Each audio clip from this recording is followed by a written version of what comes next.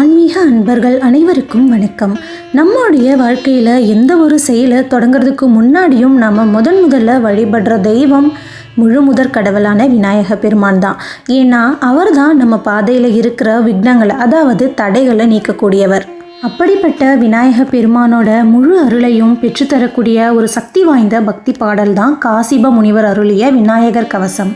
இந்த கவசத்தை தினமும் வீட்டில் படிக்கிறதால அல்லது கேட்கறதால நம்ம வாழ்க்கையில் என்னென்ன அற்புதங்கள் நடக்கும், என்ன பலன்கள் கிடைக்கணும் தான் இந்த வீடியோவில் நம்ம பார்க்க போகிறோம்.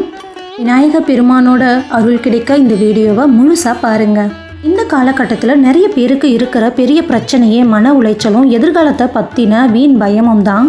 நாம் விநாயகர் கவசத்தை தினமும் பாராயணம் செய்யும் போது உங்கள் மனசில் இருக்கிற தேவையில்லாத பயம், பதற்றம், நெகட்டிவ் எண்ணங்கள் எல்லாமே அடியோடு காணாமல் போயிடும். உங்களுக்கு ஒரு அசைக்க முடியாத மன உறுதியையும் தைரியத்தையும் கொடுக்கும். கவசம் என்ற சொல்லுக்கு பொருள் காப்பது.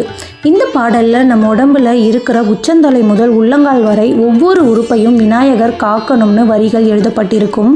இதை நீங்கள் படிக்கும்போது உங்களை சுற்றி ஒரு தெய்வீக பாதுகாப்பு வளையம் உருவாகும். இதனால் மற்றவங்களுடைய கண் திருஷ்டி, பொறாமை, தீய சக்திகளுடைய பாதிப்பு எதுவுமே உங்களை எப்போதுமே அண்டாது. விநாயகரை நாம் விக்னேஸ்வரன் அப்படின்னு சொல்கிறோம். நீங்கள் ஏதாச்சும் புதுசாக தொழில் தொடங்க போகிறீங்களா, அல்லது ரொம்ப நாளாக ஒரு காரியம் தடைப்பட்டுக்கிட்டே இருக்கா? கவலையை விடுங்க. தினமும் காலையில் இந்த கவசத்தை படிச்சுட்டு உங்கள் வேலையை தொடங்குங்க. உங்கள் வியாபாரத்தில் இருக்கிற தடைகள் எல்லாமே நீங்கி காரியம் எல்லாமே தொடங்கும். தடைப்பட்ட சுபகாரியங்களும் கைகூடும். இந்த கவசத்தில் நயனங்கள் காக்க, மார்பை காக்க, வைரதனை காக்க அப்படின்னு ஒவ்வொரு உறுப்புக்கும் இறைவனோட காவல் வேண்டப்படுது.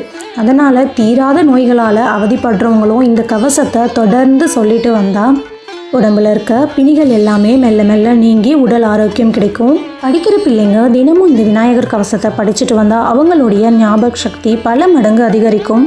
தேர்வில் நல்ல மதிப்பெண்ணும் பெற்று கல்வியில் சிறந்து விளங்கலாம். சரி, இதை எப்படி படிக்கணும்? தினமும் காலையில் அல்லது சாயங்காலம் 6 மணிக்கு பூஜை அறையில் ஒரு நெய் விளக்கேற்றி வச்சு விநாயகரை மனசார நினச்சி ஒரு முறையாவது இதை முழுசாக படிங்க.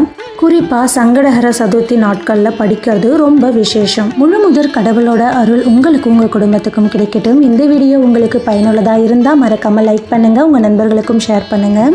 இது போன்ற ஆன்மீக தகவல்களுக்கு நம்ம சேனலை சப்ஸ்கிரைப் பண்ணுங்கள். ஓம் கணேஷாய நமஹ. நன்றி, வணக்கம்.